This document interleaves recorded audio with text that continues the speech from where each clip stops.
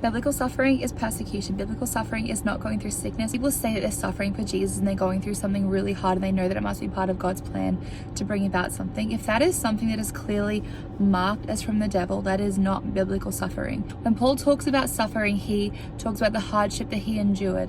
He talks about bearing on as a soldier for Christ. What did Jesus do when he was here on the earth? He went about doing good, healing all who were sick and oppressed by the devil. Acts 10:38. As believers, I feel like sickness is not even something we should be thinking about or considering or visualizing in our life, because I know we all go through things, but there are definitely times where I feel like we give way more place to the enemy than we need to, and we have such a misconstrued idea of who God is, and we think that sometimes sickness and disease are from him, when as New Covenant believers, Jesus made his ministry entirely clear. Not once will you ever hear Jesus saying, this sickness is on you to teach you a lesson. How many more people will come to Christ because they see you suffering this sickness? That is not biblical. When people say that, it is a slap in the face to the Holy Spirit and to the ministry working of God. And I'm not saying that if you've gone through something or if you're going through something, I mean, we've all walked through hard things. I feel like many of us have walked through some form of sickness, disease, whatever it is. We've all walked through some form of physical ailments, but they are never from God.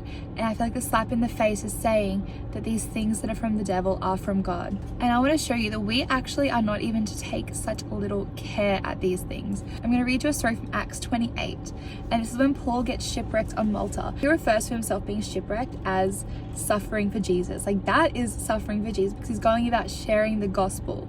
It's persecution for speaking the truth.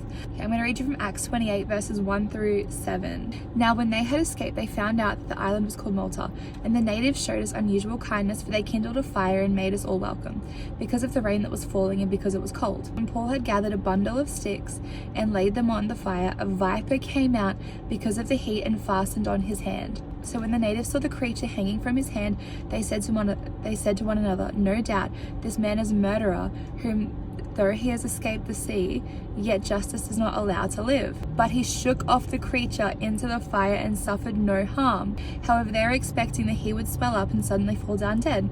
But after they had looked for a long time and saw no harm come to him, they changed their minds and said that he was a god. In that region there was an estate of the leading citizens of the island, whose name was Publius, who received us and entertained us courteously for 3 days. And it happened that after the father of Publius lay sick of a fever and dysentery, Paul went into him and prayed, and he laid his hands on him and healed him. So when this was done, the rest of those in the island who had diseases also came and were healed. They also honored us in many ways, and when we departed, they provided such things as were necessary.